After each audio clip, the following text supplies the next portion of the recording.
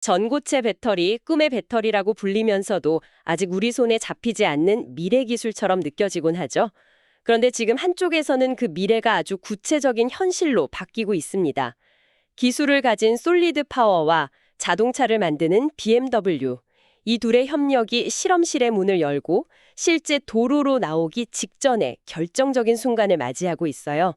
오늘은 이들이 함께 그려나가는 미래의 청사진을 A 샘플 테스트부터 양산 로드맵까지 아주 깊게 파고들어 보겠습니다. 시작하기에 앞서 투자 판단의 최종 책임은 투자자 본인에게 있다는 점을 명확히 말씀드립니다. 저희는 단순 참고용 정보나 분석을 제공할 뿐 특정 종목이나 섹터에 대해 매수나 매도를 절대 추천하는 것이 아닙니다. 자, 그럼 이 모든 이야기의 출발점 A 샘플부터 시작해보죠. 솔리드 파워가 BMW의 A 샘플 배터리셀을 전달했다. 이게 그냥 시제품 한번 보내봤다 수준이 아닌 굉장히 중요한 이정표라고 하던데요. 대체 이게 왜 그렇게 큰 의미를 갖는 건가요? 네, 이건 단순히 샘플을 전달했다는 사실 그 이상의 의미를 가져요. 업계에서 통용되는 단계로 보면 실제 차량 탑재를 염두에 둔 스테이지 3, 그러니까 기술 실증 단계에 공식적으로 진입했다는 신호탄이거든요. 아, 스테이지 3요? 그냥 연구실에서 만든 거랑은 아예 다른 차원이라는 거네요. 그렇죠. 연구실 수준의 개념 증명, proof of concept이라고 하죠. 그건 이미 다 끝났고 이제 이 기술로 정말 자동차를 굴릴 수 있는가를 시험하는 단계로 넘어온 거죠. 현재 BMW의 뮌헨 연구시설에서 아주 혹독한 테스트가 진행 중이라고 알려져 있습니다. 혹독한 테스트라면 구체적으로 어떤 것들을 보게 되나요? 그냥 충전 잘 되고 방전 잘 되는지만 보는 건 아닐 것 같은데요. 물론이죠. 특히 한 세 가지를 아주 집중적으로 본다고 해요. 세 가지요? 네. 첫째는 역시 안전성. 리튬이온 배터리의 가장 큰 골칫거리인 열 폭주 현상 있잖아요. 아, 화재 위험 같은 거요? 맞아요. 전고체에서는 정말로 그런 게 없는지, 아주 극한의 조건에서도 안정적인지를 확인하고요. 둘째는 성능의 일관성. 수백 번, 수천 번 충전과 방전을 반복해도 처음의 성능이 얼마나 유지되는지, 즉 수명을 검증하는 거죠. 수명도 중요하죠. 그리고 마지막으로 실제 차량 환경을 가정한 다양한 온도와 압력 조건에서의 반응성을 봅니다. 예를 들어 독일의 혹한이나 아니면 여름철 아우토반의 그 뜨거운 열기 속에서도 제 성능을 내줘야 하니까요. 그렇군요. 그런데 더 흥미로운 지점은 BMW가 단순히 이 샘플을 받아서 테스트만 하는 게 아니라는 점이에요. 솔리드 파워의 기술 라이센스를 받아서 독일 현지에서 아예 시제품 생산 라인을 똑같이 만들고 있다고요. 이건 어떤 의미로 해석해야 할까요? 단순히 테스트하는 걸 넘어서는 행보 같은데요. 바로 그 지점이 이 협력 관계의 깊이를 보여주는 핵심입니다. 아, BMW가 솔리드 파워의 기술에 대해 이거 괜찮네 이 수준이 아니라 우리가 직접 대량 생산할 수 있겠다는 아주 강한 확신을 가지고 있다는 증거죠. 와, 확신이요? 네, 남이 만들어준 샘플을 그냥 평가하는 그런 수동적인 입장에서 벗어난 거예요. 자신들의 엔지니어들이 직접 생산 라인을 구축하고 운영해보면서 발생할 수 있는 모든 변수들 있잖아요. 예를 들면 어떤 것들이 있을까요? 공정 수율이라던가 아니면 품질 관리 어려움 같은 것들이요. 그런 걸 미리 다 파악하겠다는 겁니다. 와, 그건 정말 차원이 다른 이야기네요. 이 기술이 좋은가를 넘어서 이 기술이 우리 공장에서 대량으로 찍어낼 만한가, 이걸 직접 검증하는 단계라는 거군요. 정확해요. 그래서 지금 양사 간에 데이터가 거의 실시간으로 오간다고 해요. BMW가 라인을 복제하면서 발견한 문제점이나 개선 아이디어를 솔리드 파워에 전달하면요. 솔리드 파워는 그걸 즉시 기술 개발에 반영하는 거죠. 아, 서로 피드백을 주고 받으면서 기술을 완성해 나가는 거네요. 맞습니다. 이 A 샘플 테스트랑 생산 라인 복제 과정이 순조로울수록 다음 단계인 차량 통합용 B 샘플로 넘어가는 속도가 정말 기하급수적으로 빨라질 겁니다. 알겠습니다. A 샘플이 기술의 가능성을 증명하는 첫 관문이라면 이 기술의 심장이라고 할 수 있는 핵심 소재, 즉 황화물계 고체 전해질 이야기도 빼놓을 수 없겠네요. 솔리드 파워의 사업 모델에서 SP2라는 생산 시설이 아주 중요하다고 들었어요. 맞아요. 그 SP2 시설은 솔리드 파워 비즈니스 모델의 심장이라고 할 수 있습니다. 심장이요? 네. 이곳은 단순히 자기들이 쓸 전해질을 만드는 공장을 넘어서요. 앞으로 전고체 배터리 생태계의 핵심 소재 공급 기지가 되겠다는 아주 큰 야심을 담고 있는 곳이에요. 아, 자기들만 쓰는 게 아니라 다른 곳에도 팔겠다는 거군요. 그렇죠.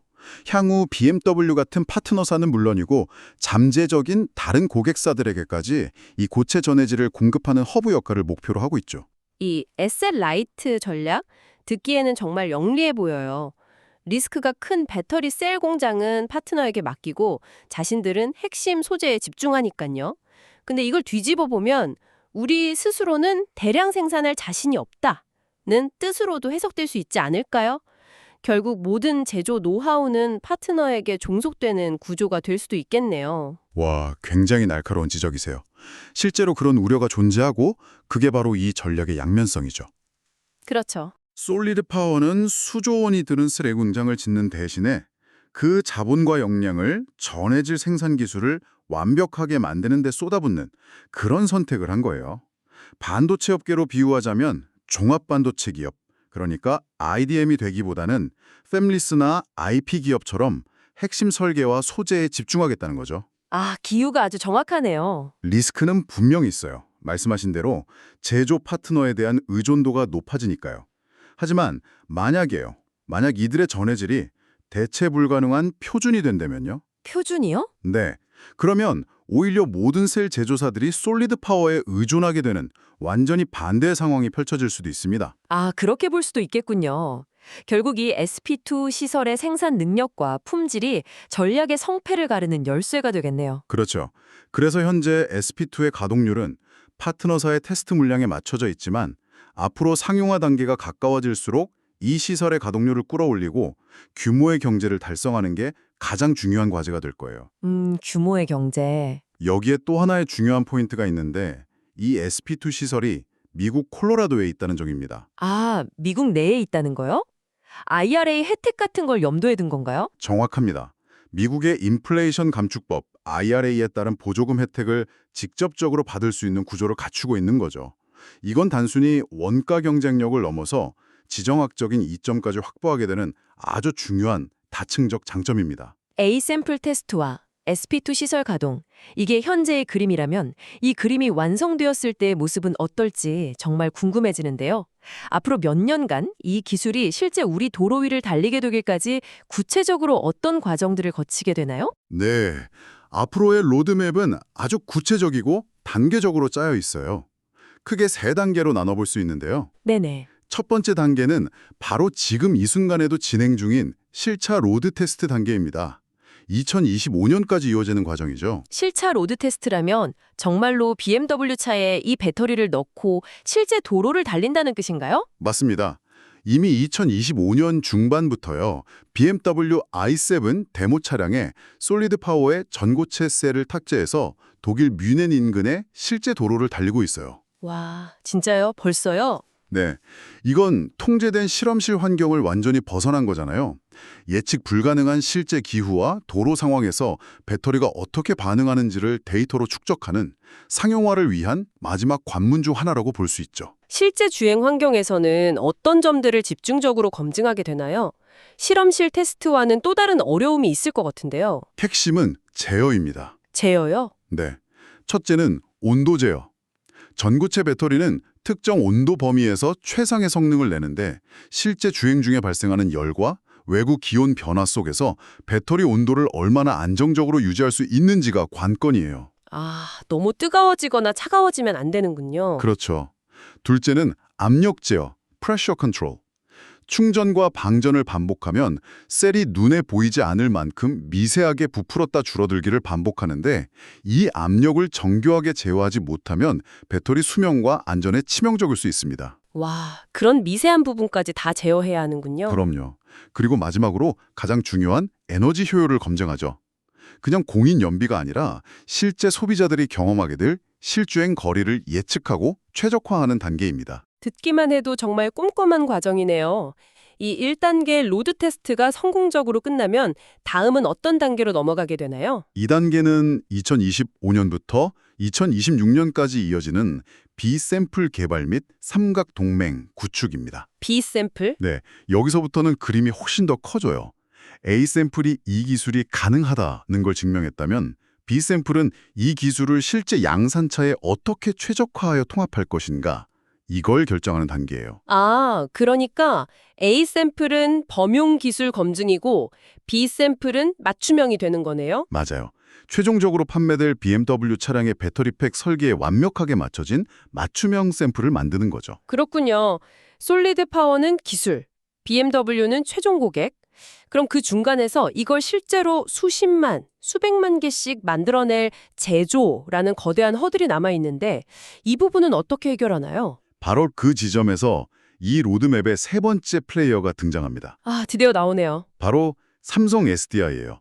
이로써 솔리드 파워, 기술, 삼성 SDI, 제조, BMW, 고객로 이어지는 강력한 삼각동맹이 공식적으로 구족되는 겁니다. 와, 각 분야의 최고 기업들이 다 모였네요. 그런데 이런 동맹이라는 게 각자의 이해관계가 다른 세 회사가 묶여 있는 거잖아요. 기술 개발이 조금이라도 늦어지거나 비용 문제가 생기면 이 동맹이 균열이 생길 수도 있지 않을까요? 물론 그런 리스크는 항상 존재하죠. 하지만 이 구조는 리스크를 분산시키는 아주 효율적인 분업체계이기도 해요. 아, 오히려요? 네, 솔리드 파워는 가장 자신 있는 핵심 소재, 즉 고체 전해질 개발과 공급에만 집중합니다. 그리고 세계 최고 수준의 배터리 제조 공정 기술과 양산 노하우를 가진 삼성 SDI가 그 소재를 받아서 완벽한 품질의 셀을 만들어내죠. 마지막으로 최종 고객인 BMW는 자신들이 원하는 스펙의 최고 품질 배터리를 안정적으로 공급받게 되는 거고요. 각자가 가장 잘하는 것에 집중하기 때문에 오히려 한 회사가 모든 것을 다 하려 할 때보다 성공 가능성을 극대화하는 모델이라고 볼 수 있습니다. 그림이 정말 명확하게 그려지네요. 그럼 마지막 세 번째 단계는 무엇인가요?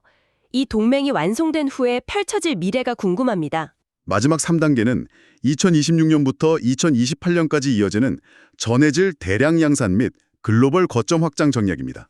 글로벌 거점 확장이요? 네. 우선 2026년까지 미국 콜로라도의 SP2 라인을 완전 자동화된 연속 공정으로 전환해서 생산 수율을 극대화하는 게 단기 목표고요. 진짜 중요한 건 그 다음 계획입니다. 2028년까지 한국에 전해질 생산시설을 짓는다는 계획이 있던데요. 왜 하필 그 많은 나라 중에 한국이었을까요? 이건 아주 명확하고 전략적인 선택이죠. 어떤 점에서요? 아시다시피 한국에는 삼성 SDI, SK온 같은 세계적인 배터리 제조사들이 밀집해 있습니다. 솔리드 파워는 한국을 아시아 시장 공략과 글로벌 상용화의 전초 기주로 삼겠다는 의도를 분명히 보여주는 거예요. 아, 핵심 파트너 바로 옆에 공장을 짓겠다? 그렇죠. 핵심 파트너인 삼성 SDI 바로 옆에서 소재를 공급하면 물류 비용을 획기적으로 줄일 수 있고 기술 협력의 속도도 훨씬 빨라지겠죠. 사실상 삼성 SDI와의 파트너십을 단순한 공급 계약을 넘어 거의 운명 공동체 수준으로 격상시키겠다는 선언으로도 볼 수 있습니다. 이 모든 로드맵을 관통하는 큰 그림은 결국 사업 모델의 진화인 것 같아요. 처음 이야기했던 에셋 라이트 전력이 서플라이 코어, 즉 핵심 공급자 전력으로 구체화되는 과정으로 보이네요. 정확하게 보셨어요.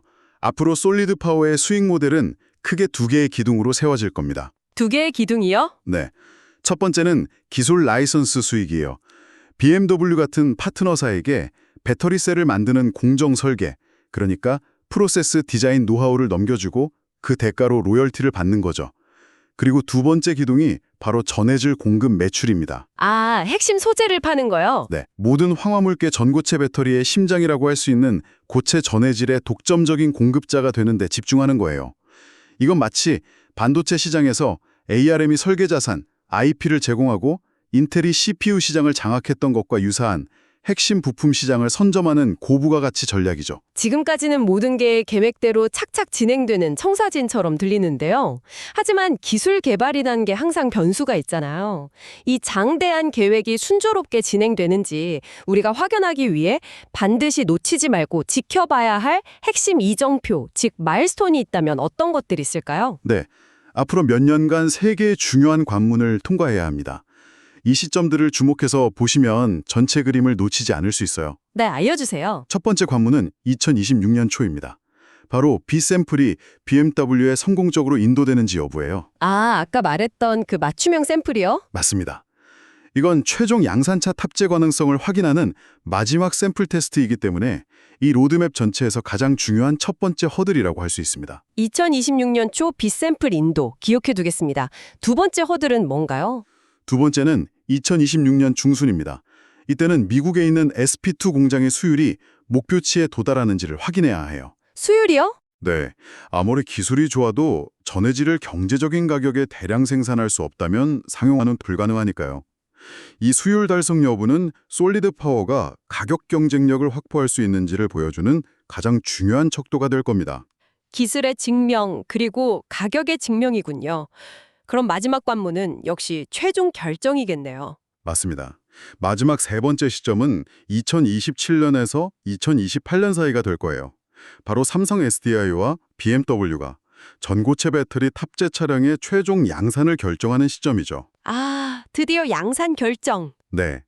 이 결정이 내려져야 비로소 10년 넘게 이어온 연구실 기술이 상업적 매출로 이어지는 전기차 배터리 역사의 한 획을 긋는 전환점이 될 겁니다. 이 세 가지 이정표를 순서대로 잘 통과하는지 지켜보는 것이 핵심입니다. 네, 오늘 이야기를 종합해보니 솔리드 파워는 작은 A 샘플 테스트에서 시작해서 BMW, 삼성 SDI 같은 거대 기업들을 엮어 전고체 배터리 공급망의 심장이 되겠다는 아주 원대한 그림을 그리고 있네요.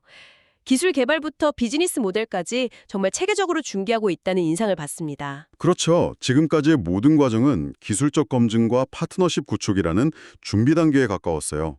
하지만 앞으로 우리가 던져야 할 진짜 질문은 이것일 겁니다. 어떤 질문인가요? 과연 솔리드 파워가 공급하는 이 황화물계 고체 전해질이 퀀텀스케이프나 도요타 같은 다른 경쟁자들의 기술을 제치고 차세대 배터리 시장의 사실상 표준, 디팩토 스탠다드가 될 수 있을까요? 사실상의 표준이요.